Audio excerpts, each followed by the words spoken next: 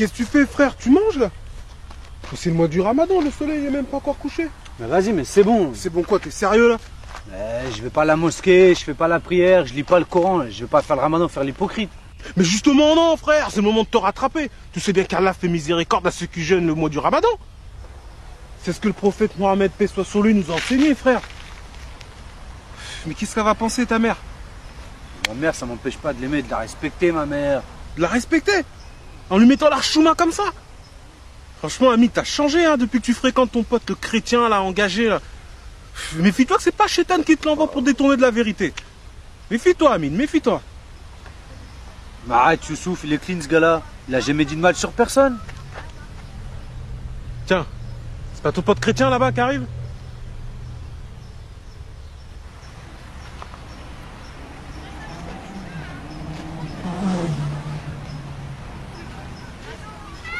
Oh Hamid, comment tu vas mon ami? Bien toi? Tranquillement? Ouais, ça va. Youssouf, comment ça va mec?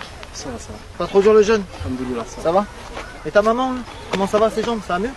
Bon, pareil, hein, vite fait. Hein. C'est chaud? Ouais, c'est chaud. Frère, que Dieu fasse grâce. Hein. Et toi, t'arrives d'où, là?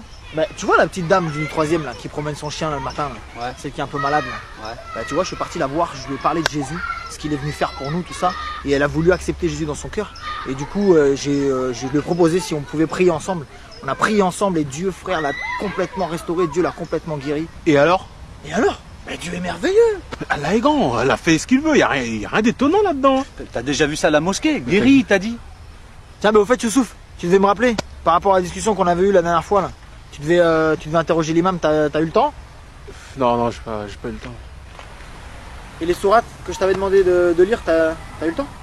Non, je te cacherai pas, là, en ce moment, j'ai pas trop le temps. D'autant plus que les sourates, c'est en arabe, et moi, l'arabe, je comprends pas trop, donc il va falloir que j'aille voir l'imam rapidement, là, parce que tu vois, des textes comme ça, faut qu'on ait la bonne traduction. Parce que vous êtes déjà vu pour parler de ça, vous? Fallait m'appeler, les gars, ça m'intéresse, moi. T'aurais servi à quoi, franchement? Qu'est-ce que tu connais, toi, au Coran? Qu'est-ce que tu connais? Tu fais même pas le ramadan? Qu'est-ce que tu connais? Qu'est-ce que tu connais? Le Coran, j'ai lu avant toi, j'allais à la mosquée avant toi. Bah, je l'ai lu, je veux dire, on me l'a enseigné, hein. Mais vas-y, toi aussi. Et toi, comment ça se fait que tu lis le Coran, toi? T'as le droit? J'ai le droit? Bah bien sûr que j'ai le droit. Tu sais, dans la Bible, c'est écrit que tout m'est permis, mais tout n'est pas utile. Donc là, en l'occurrence, moi, je trouve ça utile de connaître la religion des autres, par amour pour eux, tu vois, je me dois d'apprendre, de connaître un petit peu, ouais. Ah ouais? Et c'est quoi que Youssouf lui a demandé à l'imam? Alors en fait, je lui ai posé la question de savoir si un musulman devait aussi lire la Bible. Et sur ça, il m'a répondu que non, un musulman, il n'a pas besoin de lire la Bible parce que le Coran, c'est la dernière révélation. Alors ensemble, on a pris la sourate 10 au verset 94. Tu la connais, toi, Youssouf? Donc en fait, cette sourate, elle dit simplement que si un musulman est dans le doute concernant ce qu'il a reçu, c'est-à-dire le Coran, qu'il interroge ceux qui lisent les Écritures avant lui, c'est-à-dire les chrétiens. Non mais t'es sérieux, là? Tu savais ça, Youssouf? Ces textes-là, faut les lire en arabe. Il a vraiment écrit ça dans le Coran? Faut les lire en arabe. La Bible, sa Bible, là, tout ça, c'est falsifié. T'as jamais dit ça, l'imam? Attends les gars, avant de dire que la Bible elle a été falsifiée, moi j'aimerais bien, si vous me permettez, prendre quelques versets du Coran avec vous. Oh. Youssouf, il a même un Coran sur lui. Bon, chrétien, je peux tout entendre, mais là, je peux pas te laisser faire ça. Tu n'as même pas fait tes ablutions avant d'ouvrir ce livre. Tu sais qu'il est saint, ce livre, hein. Il est saint. Mais non, mon ami. Tu sais, je me lave pas les mains non plus quand j'ouvre ma Bible. Hein. Ça, c'est quoi? C'est du papier et de l'encre. Le fait de le toucher sans se laver les mains, ça ne fait pas de toi quelqu'un de souillé ou de moins souillé. Jésus nous enseigne que ce qui souille l'homme, c'est ce qui sort de son cœur. C'est pas ce qui touche ou ce qui mange. Mais tu crois que dire que Dieu a une mère, ça va pas te souiller, ça? Mais non, tu mélanges tout, là. Ça, c'est les catholiques. Je t'en ai déjà parlé. Mais c'est pareil, y a pas de différence avec votre pape, là. Y a pas de différence. Mais non, Youssouf. Tu sais, la Bible dit que le manque de connaissance n'est bon pour personne. Et là, franchement, tu parles sans connaître. Moi, je reconnais pas le pape comme étant mon souverain. Je vais pas aller dans des bâtiments qu'on appelle église pour me prosterner devant des statues. J'ai pas de croix, j'ai pas de chapelet, et je crois pas en Marie. Ça n'a rien à voir. On est des disciples de Christ. On suit ce que Jésus nous a enseigné, point barre. Une relation entre moi et Dieu au travers Jésus-Christ. Pas une religion. C'est pas une religion. J'ai pas de religion. D'ailleurs, tu sais, l'histoire nous enseigne que pendant des siècles, les catholiques ont combattu les vrais chrétiens. Donc c'est bien la preuve qu'on partage pas du tout les mêmes idées. Non mais il y a un truc que je comprends pas là. Jésus c'est un prophète, c'est Dieu, c'est un médiateur, c'est qui? Je comprends pas. Y a rien à comprendre, mon frère. Il se comprend même pas lui-même. Tout se contredit là-dedans. Entre Jésus et Dieu. Jésus est le fils de Dieu. Jésus est le fils de Marie. Jésus est le médiateur. Non mais cherche pas. Te pose pas de questions. Il y a que Allah. Bon, attendez les gars, ça c'est un autre sujet. Faudra avoir plus de temps pour prendre les Écritures, tout ça. Moi, je peux vous prouver Coran comme Bible que Jésus c'est Dieu. Mais d'abord les gars, si vous voulez bien, on termine avec le sujet qu'on a commencé tout à l'heure. Sinon ça va partir dans tous les sens et on va se perdre. Tiens, toi, il est en train d'esquiver là. Mais non Youssouf, j'esquive pas. Mais ça sert à rien qu'on ait une discussion qui part dans tous les sens. Vous savez quoi les gars, regarde, je prends les quelques versets du Coran en question, dont on a parlé tout à l'heure. Moi à 18h je dois voir quelqu'un, il faut absolument que je passe la voir. Mais si vous voulez, on se revoit ce soir et on en discute tranquillement. Vas-y, on se voit ce soir. Ah non, moi les gars, ce sera pas possible ce soir là. Je vais couper mon jeûne en famille, donc pour une prochaine fois quoi. Non mais ok, mais c'est pas grave. Sinon on se dit demain 17h30. Ça vous va? 17h30, non, 17h30, je suis chez ma mère, mais venez. Hein. Bah franchement, si je suis pas trop fatigué, Inch'Allah. Bon les gars, vous savez quoi? Je lis vite fait les versets en question et après j'y vais, ok? Alors je vais prendre la sourate, toi tu dois connaître, Youssouf, la sourate 3, verset 3. Donc le Coran dit, il a fait descendre sur toi le livre avec la vérité, confirmant les livres descendus avant lui. Et il fit descendre la Torah et l'évangile. Donc là on voit bien que c'est Allah qui a fait descendre la Torah et l'évangile, donc la Bible. Parce que la Torah et l'évangile, c'est dans la Bible. Donc je prends un autre verset vite fait, dans la sourate 2, au verset 136. Là c'est Allah qui parle à Mohammed et à la communauté musulmane, il leur dit, dites, nous croyons en Allah et en ce qu'on nous a révélé et en ce qu'on a fait descendre vers Abraham et Ismaël et Isaac et Jacob et les tribus et en ce qui a été donné à Moïse et à Jésus et en ce qui a été donné aux prophètes venant de leur Seigneur. Nous ne faisons aucune distinction entre eux et à lui nous sommes soumis.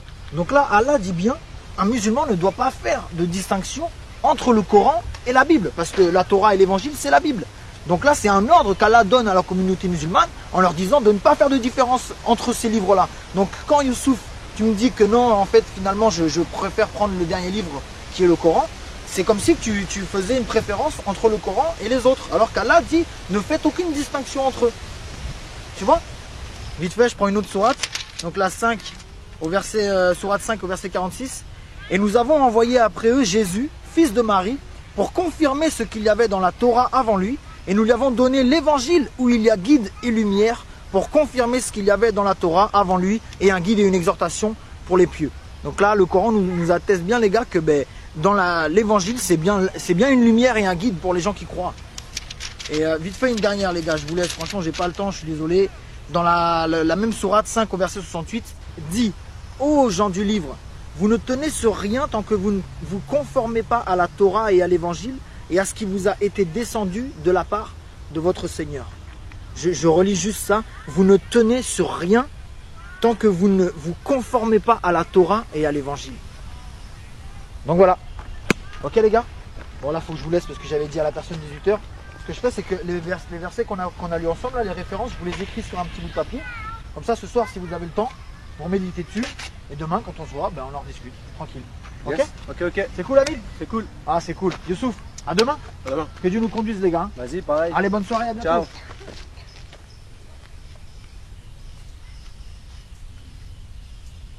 Arrête, tu l'écoutes trop, Amine, toi. Je l'écoute trop. Toi, t'as pas compris. Il a pris la Bible et il a pris le Coran. Il a comparé les deux. Il a dit que le Coran renvoie vers la Bible. Moi, ce qu'il a dit, c'est écrit. Hein. Moi, je l'aime bien, ce gars-là. C'est un croyant. Un croyant. C'est un croyant. C'est un associateur, un idolâtre. Un idolâtre. Mon pauvre ami.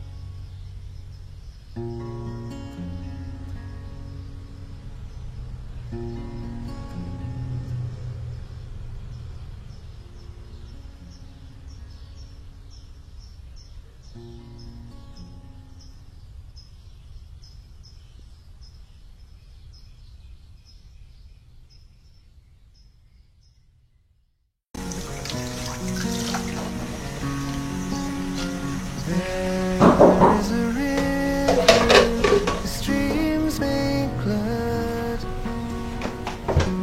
The city of God, the holy place.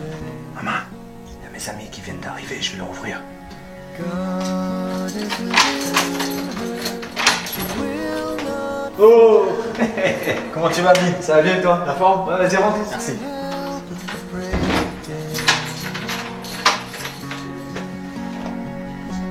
Vas-y, installe-toi. C'est cool. Merci, Amine. Pas de soucis, c'est normal. Oh là là, bah il fait chaud. Hein. Bah ouais, t'as vu là, en plus, on a fermé partout. Ah ouais, pour ta maman? Ouais. Et bah là, elle est restée à la chambre parce qu'il y a que là-bas qui fait frais. Ouais, normal. Tiens, mais d'ailleurs, tu veux boire quelque chose? Vas-y, ouais. Bah avec cette chaleur là, de l'eau. Hein. Ok. Merci, Amine. Pas de soucis. Ah, Amine, merci, t'es gentil. Mais tu sais quoi, je te cache pas que moi ça va pas trop. J'ai une question. Vas-y. C'est quoi un associateur? Un associateur? Je vais te répondre, Amine. Mais avant, je vais te dire une chose. Devant Dieu, tu seras seul. Moi, je serai pas là, ta maman sera pas là, tes amis musulmans, ils seront pas là, l'imam, il sera pas là. Tu seras seul. Donc, si je peux te donner un conseil, ne laisse personne te tromper au sujet de ton salut. Moi, je vais te dire des choses, il y a d'autres personnes qui vont dire le contraire. Mais une chose est sûre, c'est que Dieu parle à ton cœur. Dieu peut te parler audiblement, Dieu peut te parler dans des rêves, Dieu peut te parler au travers de quelqu'un. Mais il y a une chose que Dieu a laissée pour les hommes, qui est irréfutable, c'est les Écritures. Et Dieu ne peut pas se contredire, car il est Dieu. Si tu es sincère dans ta démarche, il te guidera lui-même. Maintenant, je te réponds. Un associateur, selon les musulmans, ou plutôt selon l'islam, c'est quelqu'un qui associe Dieu à quelque chose ou à quelqu'un d'autre. T'as un Coran? Ouais. Vas-y, on va prendre une sourate. Vas-y. On va prendre la sourate 5, au verset 72, tu vas voir. Donc regarde, sourate 5 au verset 72. Ce sont certes des mécréants, ceux qui disent, en vérité, Allah c'est le Messie, fils de Marie. Alors que le Messie a dit, ô enfants d'Israël, adorez Allah, mon Seigneur et votre Seigneur. Quiconque associe à Allah d'autres divinités, Allah lui interdit le paradis, et son refuge sera le feu, et pour les injustes, pas de secoureur. Il faut savoir que dans le Coran, il n'y a pas de plus grand péché. C'est un plus grand péché que le meurtre. Donc aux yeux du Coran, là, t'es un meurtrier. Parce que pour toi, Jésus c'est Dieu. Donc t'es un associateur. Alors là, je vais te répondre oui et non. Pour un musulman, je suis un associateur. Mais être un associateur, c'est quoi? C'est associer Dieu à quelqu'un d'autre ou à quelque chose d'autre. Donc pour qu'il y ait association, il faut qu'il y ait plusieurs sujets. Pour moi, Jésus et Dieu, c'est la même personne. Donc je ne l'associe pas. Parce que associer Dieu à Dieu revient à ne pas l'associer. Je te suis, mais pour moi, je trouve ça pas logique. Parce que regarde, toi, tu dis que Jésus c'est Dieu. Alors qu'on sait tous que Jésus est mort sur une croix. Mais Dieu peut pas mourir. Dieu c'est pas un homme. Dieu n'est pas mort. Voilà, ben là tu soulèves un point intéressant. Je crois que c'est Youssouf. Ah ben c'est super.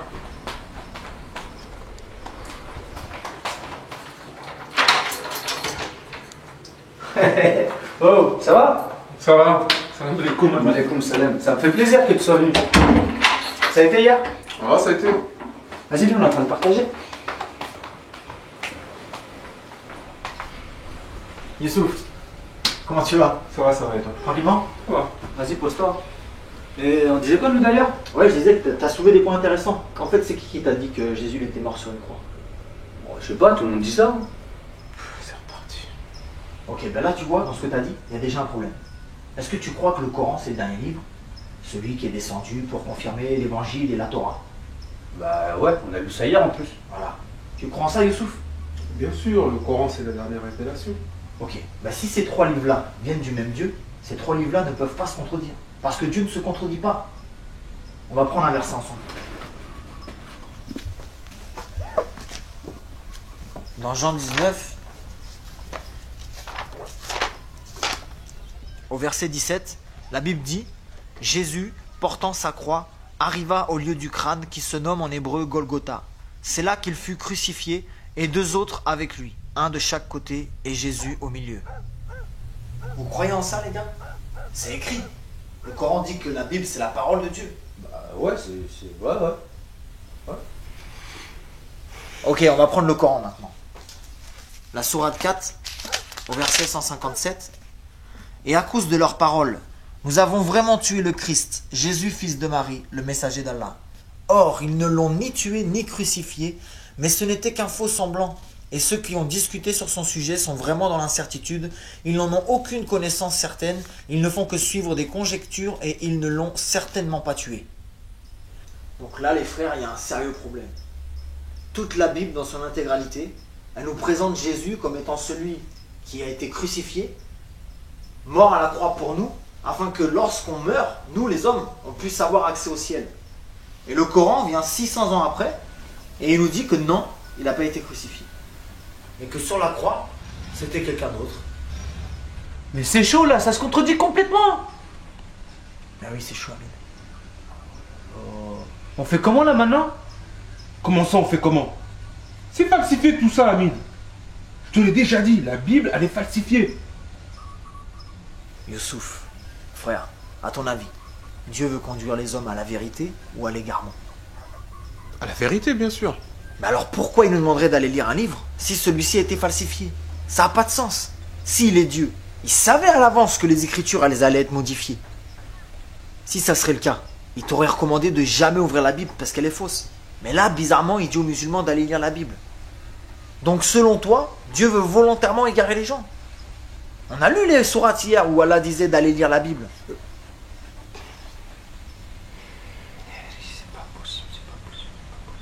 Youssouf, c'est simple, dis-moi.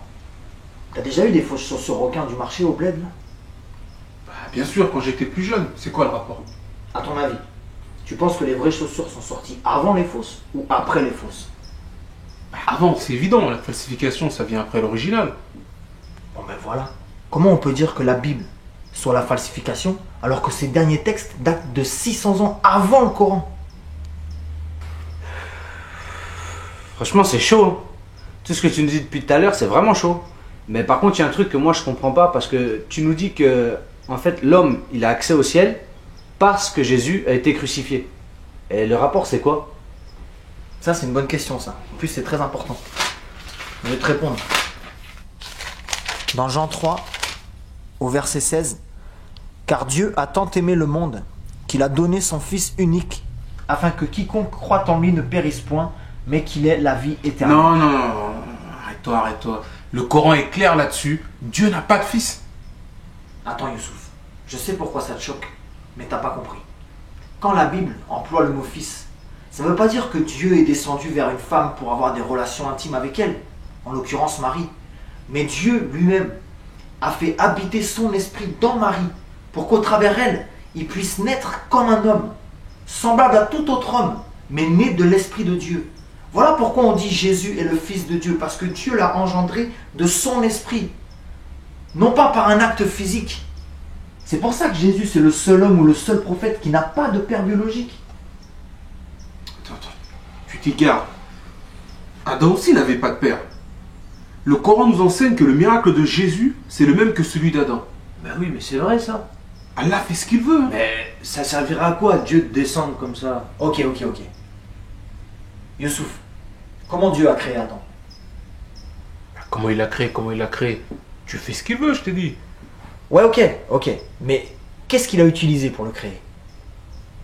Ben de la poussière. Ok, donc il est né poussière.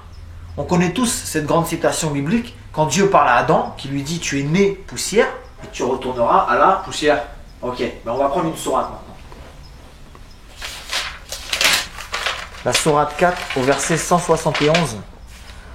Ô gens du livre, chrétiens, n'exagérez pas dans votre religion et ne dites d'Allah que la vérité.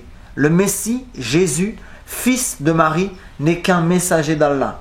Sa parole qu'il envoya à Marie est un souffle de vie venant de lui. Donc là les gars, le Coran atteste bien que Jésus est né de la parole de Dieu et qu'il est né du souffle de Dieu.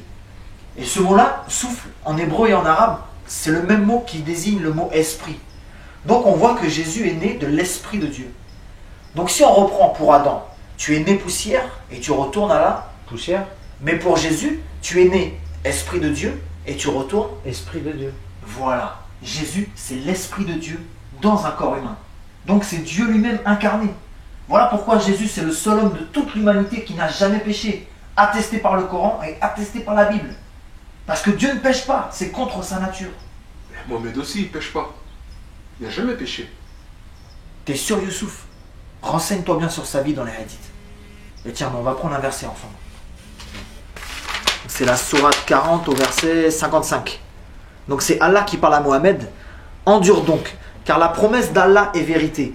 Implore le pardon pour ton péché et célèbre la gloire et la louange de ton Seigneur soir et matin.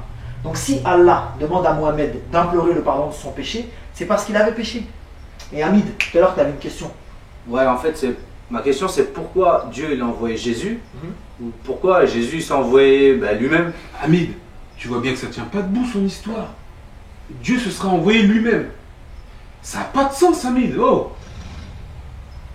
Ben frère, attends. Est-ce que tu sais que dans le Coran il nous est dit qu'au jour du jugement, tes membres, c'est-à-dire ton corps, vont témoigner contre toi? Bah, ça je sais, oui, je sais. Et alors? Ben tes membres ou ton corps, c'est bien toi, non? Bah, oui. Ben alors pourquoi tu t'étonnes de la nature de Jésus? Bah attends, je comprends pas trop par rapport au jugement du corps, tout ça là. Ce que je veux dire, c'est que si tes membres ou ton corps, c'est toi, et que tu reconnais qu'au jour du jugement, ils témoigneront contre toi-même, c'est bien la preuve que tu as au moins deux natures, mais que malgré ces deux natures, tu restes un être unique, à part entière. Et ça, tu peux le retrouver dans la sourate 24 au verset 24. J'irai voir. Je prends cet exemple pour expliquer une chose, c'est que Jésus était 100% homme, avec toutes les faiblesses qu'un homme peut avoir. La faim, la soif, la fatigue, etc. Mais il était aussi 100% Dieu, avec tous ses attributs, saint, juste, parfait, miséricordieux. Toi, en tant qu'homme, tu es déjà composé de trois aspects, l'esprit, l'âme et le corps. Dieu nous a créés à son image selon sa ressemblance. Donc, Dieu a un esprit, Dieu a une âme, et Dieu est venu dans un corps. Et ces trois aspects de sa personne forment un Dieu unique. Comme toi, tu es un être unique, malgré ces trois natures. Cette expression-là, Père, Fils et Saint-Esprit, on ne parle pas de trois dieux distincts, mais simplement de trois aspects d'un seul et unique même Dieu. On va revenir à ta question, Hamid. Ouais, s'il te plaît, ouais. Youssouf, on parlait d'Adam tout à l'heure. Est-ce que tu sais comment Dieu a dû s'y prendre pour pardonner les péchés d'Adam quand il a désobéi? Bah oui, Dieu est miséricordieux. Il pardonne. Oui, il pardonne, mais comment il a dû s'y prendre? Je comprends pas ta question. Ok, par exemple, imagine que tu me voles 500 euros. Quelques jours plus tard, tu regrettes et tu reviens vers moi pour me demander pardon. Ok, moi je te pardonne. Mais si tu es sincère dans ton pardon, et pour rétablir la justice, ces 500 euros-là, tu vas me les rendre. Bien sûr, sinon ça sert à rien que je te demande pardon. Voilà. Ben pour Adam, comment ça s'est passé? Quand ils ont péché avec Ève, Dieu leur a dit que s'ils mangeaient le fruit, ils allaient mourir. Mais est-ce qu'ils sont morts suite à ça? Non. Bah non, ils ont demandé pardon. Ok, et leur dette? Leur dette, quelle dette? Ben Dieu leur a dit vous mourrez, mais ils sont pas morts. Donc ils ont une dette. Et cette dette-là, c'est leur vie. Donc pour Dieu, il lui fallait une vie en retour. La Bible, elle nous enseigne qu'Adam et Ève, quand ils ont péché, ils se sont confectionnés des vêtements en feuilles de vigne pour cacher leur nudité. Mais Dieu, il n'a pas agréé ça, et à la place, il les a revêtus d'une peau d'animal. Donc pour ça, Dieu a forcément pris la vie d'un animal. Et c'est la vie de cet animal qui a servi de dette pour la vie d'Adam et Ève. La Bible, elle nous enseigne que sans effusion de sang, il n'y a pas de pardon des péchés. Et le salaire du péché, c'est la mort. Et on a tous péché, les gars. Tous depuis Adam. Mais maintenant, pour que Dieu vous pardonne, quel sang a coulé pour vous, mes frères? Depuis le commencement, tous les prophètes et les hommes de Dieu, ils allaient sur des montagnes pour offrir des animaux à Dieu. Et c'est le sang de ces bêtes-là qui couvrait le péché du peuple et de celui qui offrait. Mais tout ça, c'était dans l'attente de l'agneau de Dieu lui-même, le Messie, le seul qui avait un sang assez pur pour racheter les péchés de l'humanité tout entière, présente, passée et future. Et voilà ta réponse, mon frère Hamid. Dieu, par amour pour nous, et seulement par amour, s'est revêtu d'une chair humaine afin de s'offrir lui-même en sacrifice parfait, le seul sacrifice qui plut à Dieu, au point où sa colère, elle demeure plus sur ceux qui croient en cette bonne nouvelle.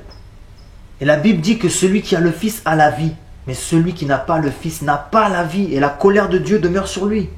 Comprenez les frères qu'avec tous les péchés qu'on a commis, le simple fait de dire pardon, ça suffit pas. Dieu, dans sa justice, il doit faire retomber son châtiment sur nous.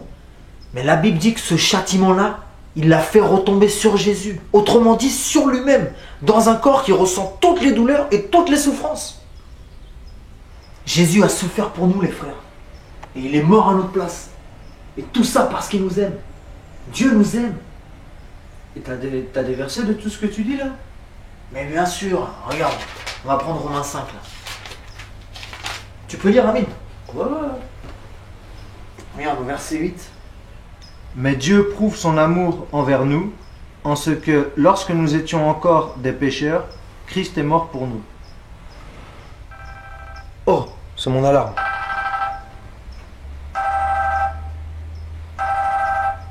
Ah, je suis désolé les gars, je vais devoir aller à la pharmacie.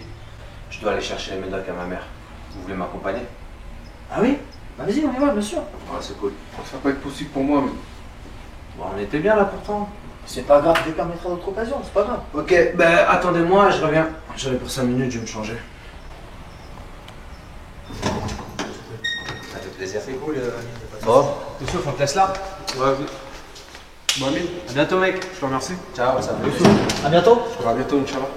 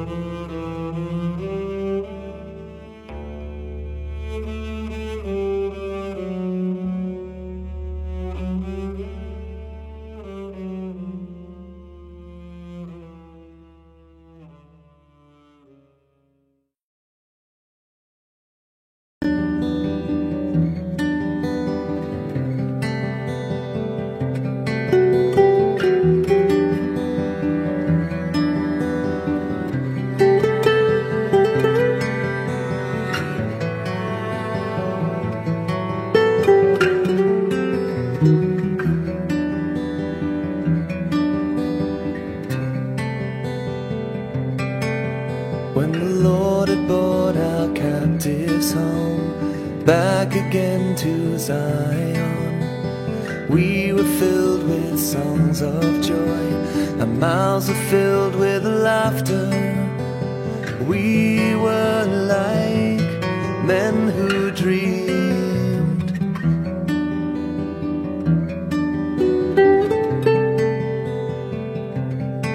Then it was said of us in foreign lands, the Lord has done great things for them, and we are filled with joy and song for all the things that He has done. We are like men who dream.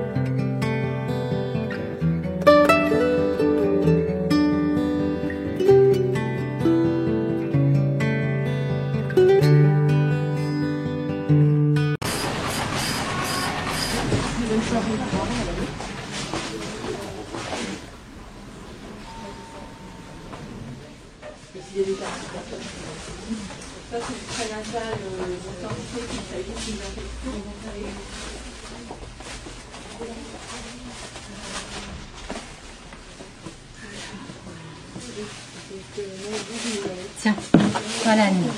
Tu passeras le bonjour à ta mère. Allez, bonne soirée.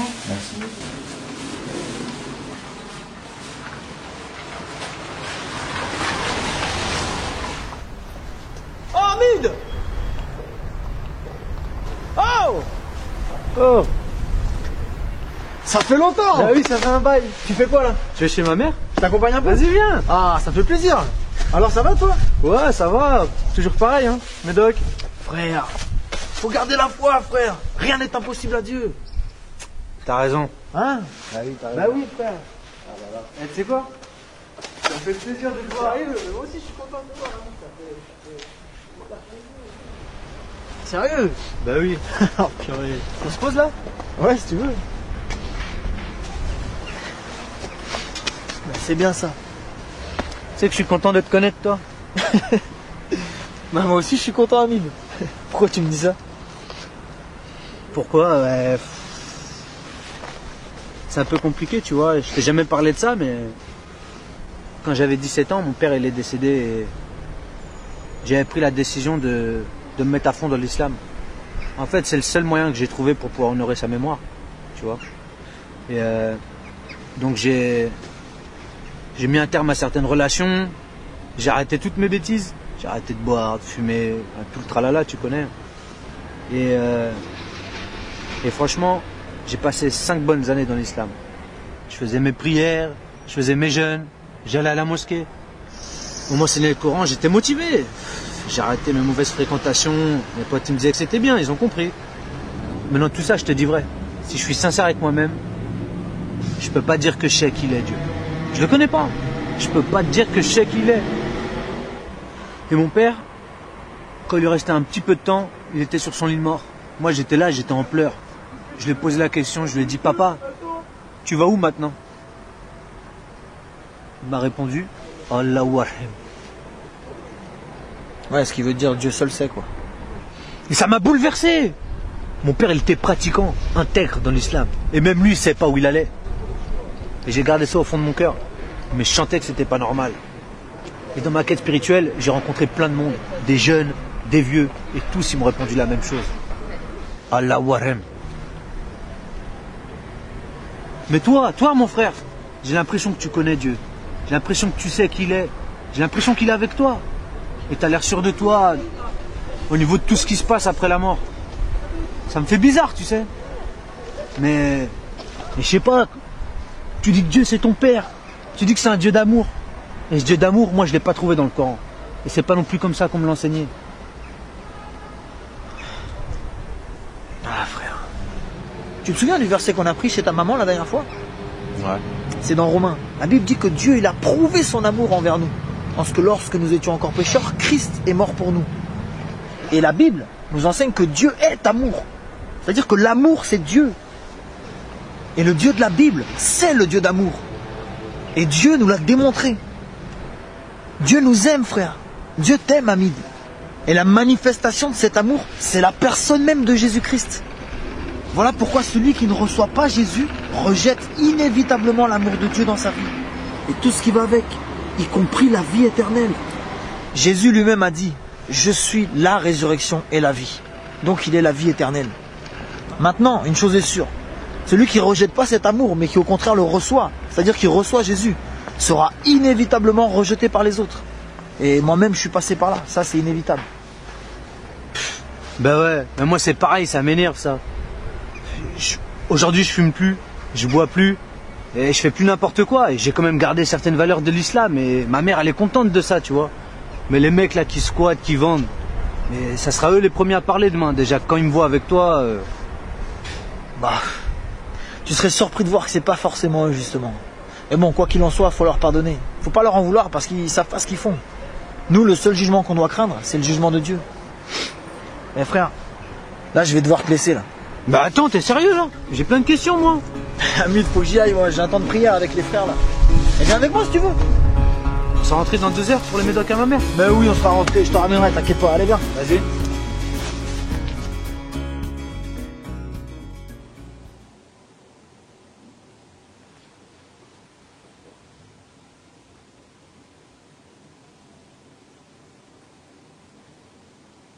Le Coran dit que la Bible c'est la parole de Dieu. La parole de Dieu. Ben, si ces 3 livres-là viennent du même Dieu, ces 3 livres-là ne peuvent pas se contredire. C'est chaud là, ça se contredit complètement. Donc là, Allah dit bien, un musulman ne doit pas faire de distinction entre le Coran et la Bible. On fait comment là maintenant? Quel sens pour les pauvres? Ce qu'il a dit, c'est... La Bible dit que celui qui a le Fils a la vie, mais celui qui n'a pas le Fils n'a pas la vie, et la colère de Dieu demeure sur lui. Ce qu'il a dit, c'est...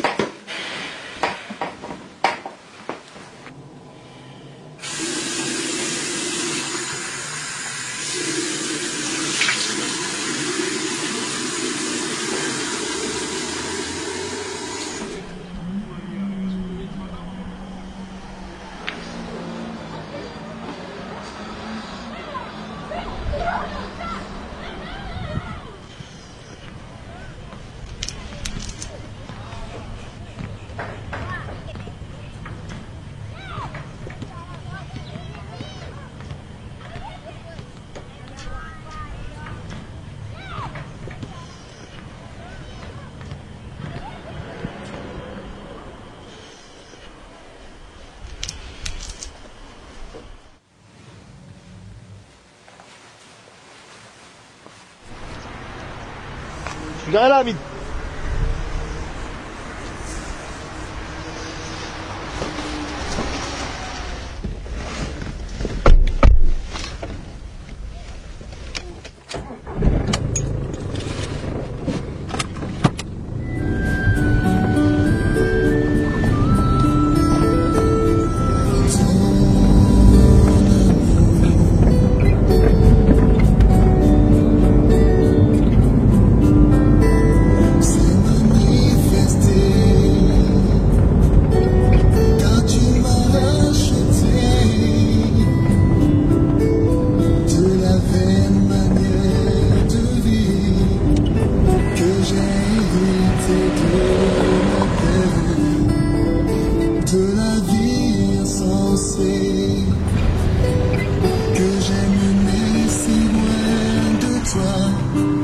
T'avais pas plein de questions à me poser, Hamid?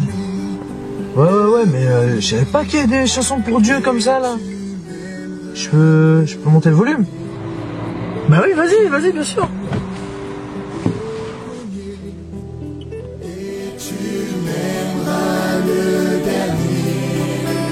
Tu m'as aimé le premier et tu m'aimeras le dernier.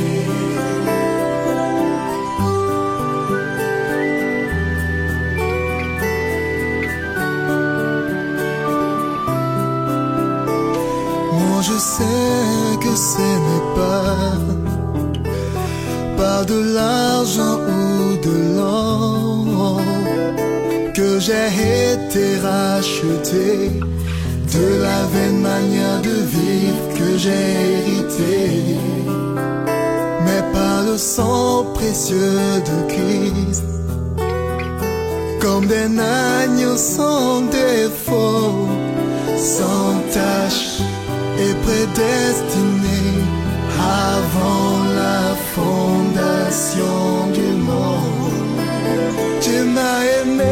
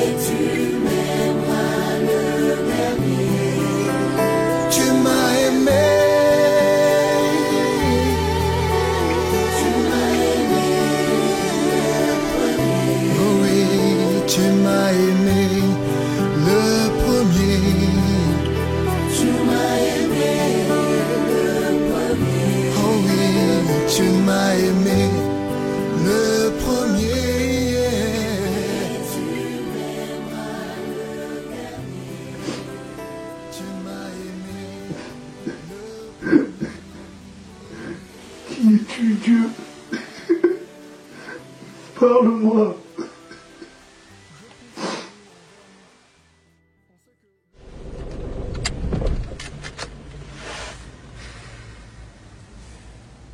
Tu sais, Hamid, je vais te dire une chose. En vérité, c'est normal que tous nos frères musulmans à qui tu as posé la question de savoir où est-ce qu'ils allaient après la mort, t'ont tous répondu la même chose. Tu sais, il y a 114 sourates dans le Coran.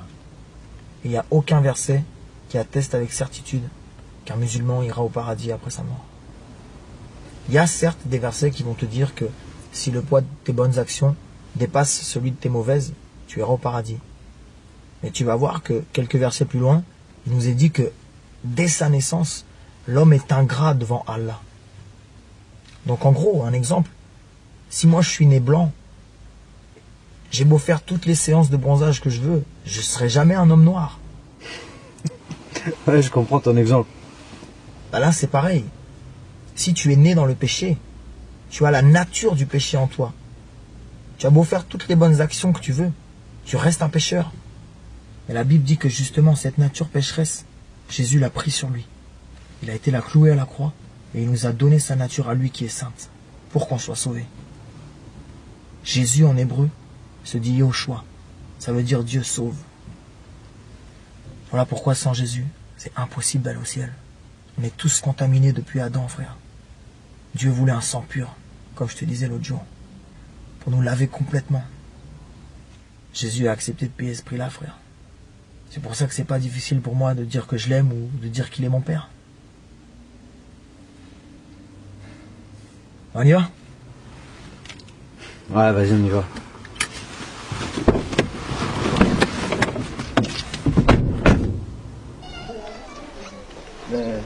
T'es sûr que c'est une bonne idée? Je me sens un peu bizarre là. Frère, t'inquiète pas, ça va aller. Tu sais quoi, Amine?